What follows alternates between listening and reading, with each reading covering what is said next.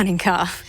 Now, the first thing that strikes me when I look at the car, there's only one main headlight. And correct me if I'm wrong, no more side lights on the front bumper. Overall, on the front end, we are going for a more modern and cleaner look. The main highlight there is the new HD Matrix headlight.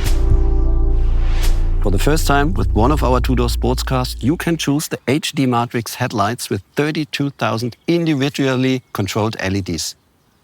I'm a fan of this. The rear end light bar, it's new, right? Yes. The LED arc runs seamlessly from the one side to the other without interruption. It seems bolder, wider to me, and overall, yes, subtle, but important changes when it comes to the iconic design. The interior, it's modern, even a little futuristic. The first feature you can see is the new 12.6-inch curved digital display. You can choose from 7 different screens. It's a complete new driver experience. And you know what? I couldn't miss this, the start button. It's just like in the Porsche GT race cars. And of course, it's on the left side next to the steering wheel. And the mode switch comes as standard now even in the 911 Carrera. We're actually making a lot of features standard that used to be optional. But let's talk some numbers. I know a lot of people buy this car because of its performance. Yes. The flat-6 twin-turbo engine is a little stronger than before. We've gone to 394 horses and 450 Newton meters of torque. And with more engine power, bigger brakes are useful. And so we increase the size of the discs. This is it, the new 911 Carrera GTS. It's beautiful. I mean, what a way to present the car. She's great, but quite different from the car we saw just now. That's because the GTS features active aerodynamics. You can see the 10 vertical adjustable flaps here at the front. And look at the wheels. The wheels have the typical GTS central locking system. And the inside, it looks more sporty. Absolutely. It's the typical GTS interior with race tags and the contrast stitchings. I've heard that it's a hybrid car now. Doesn't that add too much additional weight to a sports car? No, absolutely not. It's a very special hybrid, focused on performance, maximum boost, and only very little additional weight. What is the secret behind it? We wanted a solution that really enhances performance while keeping the weight down. All while changing the architecture as little as possible, so we can stay true to the character of the 911. And how did you do it? In the rear, there's the absolutely new powerful flat-6 attached to the PDK, which now has an integrated electric motor. In the front, we have a compact high-voltage battery. And finally, there's an electric motor in the turbocharger, and that makes it magic. So the hybrid system's not meant to extend the range of driving, but to boost performance. So what's the power output of the whole system? The 911 Carrera GTS has a whopping 541 horsepower, 61 horsepower more than the previous car. It delivers 610 Newton meter of torque and has a top speed of 312 kilometers per hour. And most importantly, the weight of the car is 1,595 kilograms. That means only 50 kilo more than before. Those are some impressive numbers, but I want to know more about the hybrid. Thomas Brandl is one of our masterminds behind that drivetrain system. He will give you all the details. Hi, Thomas. Hi, Claire. But tell me, the 911 Carrera GTS, it's a hybrid now. What did you do? The essential innovation is the electric turbocharger on the flat-6 engine. It can do 2 different things. It delivers compressed air immediately to the engine to reduce the turbo lag to a minimum. And second, it recovers heat energy out of the exhaust gas to add even more power to the drivetrain. Does that mean as a driver I have to activate it? Not at all. The system reacts to throttle and brake only.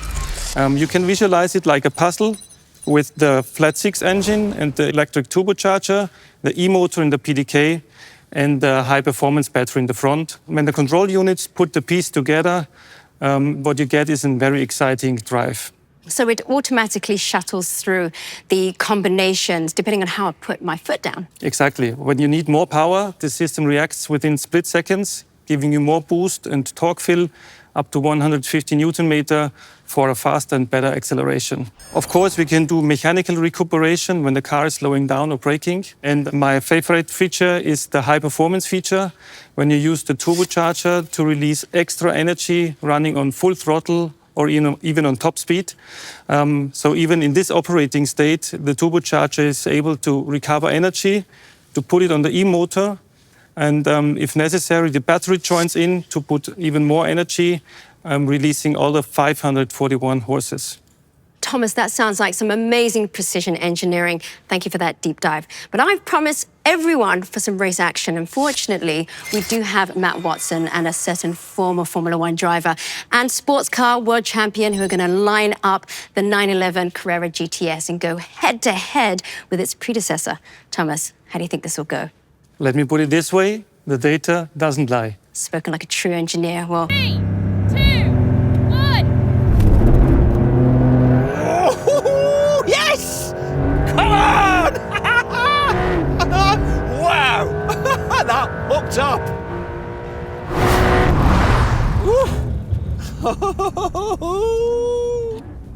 Yeah, Mark. What do you think about my driving skills? I do like your anticipation, son. And what we're going to do now is have a rolling race over the half mile. So we'll do a roll on in second gear from 50 kilometres an hour. Are you ready? Let's go, Matt. Sounds good. Everything's ready here. OK, come on then. Let's get into second, get to 50. Right, here we go. 3, 2, 1, go. Whoa! Come on. Oh my gosh! I am loving this.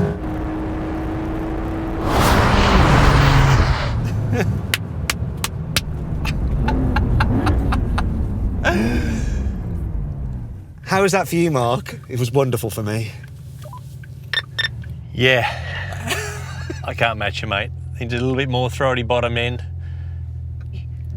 Well, that was fun. I'll tell you what, though, the data doesn't lie. well, Frank, I didn't expect that the hybrid system would have that much of an impact on the quarter mile. That's simply testament to how good the new T-hybrid drivetrain is. Well, I was going to say, a drag race, it's nice, but how does it perform on a track when you combine acceleration with lateral performance? Of course, we put all our cars on the test track, and the Nürburgring Nordschleife is one of our preferred test tracks. So we put Jörg behind the wheel. Have a look.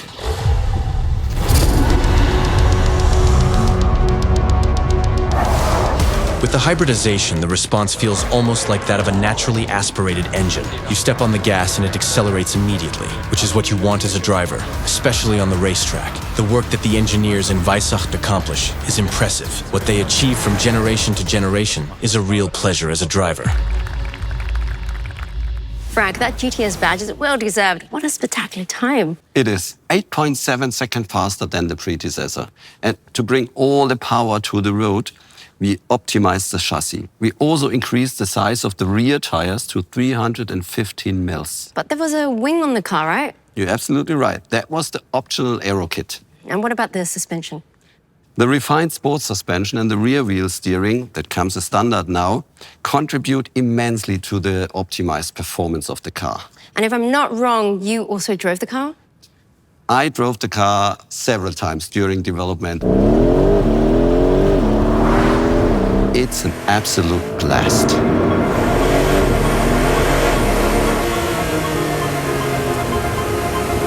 It looks like the new Porsche 911 will be in a league of icons. Fresher on the outside and on the inside, way more digital. The performance, well, the new T-Hybrid, it is innovative, powerful, and a real game changer in typical Porsche fashion. You can configure your very own coupe, cabriolet, or targa. Thank you for watching. That is all. Goodbye from Stuttgart.